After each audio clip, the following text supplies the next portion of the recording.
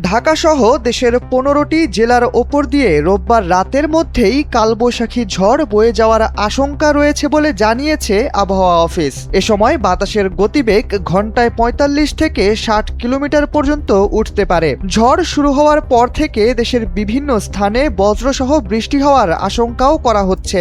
রোববার রাত ১টা পর্যন্ত দেশের অভ্যন্তরীণ নৌবন্দরগুলোর জন্য দেওয়া সতর্ক বার্তায় এসব তথ্য জানানো হয়। দেশের নৌবন্দরগুলোর জন্য ১ নম্বর সতর্ক সংকেত জারি করে বলা হয়, ঢাকা, ফরিদপুর, মাদারীপুর, বরিশাল, পটুয়াখালী, নোয়াখালী, কুমিল্লা সহ চট্টগ্রাম, দিনাজপুর, রাজশাহী, পাবনা, বগুড়া, টাঙ্গাইল, ময়মনসিংহ ও সিলেট জেলার ওপর দিয়ে ঝড়টি বয়ে যাওয়ার প্রবল সম্ভাবনা রয়েছে। RICL TMX, যুগের পর যুগ স্থাপনা থাকে মজবুত।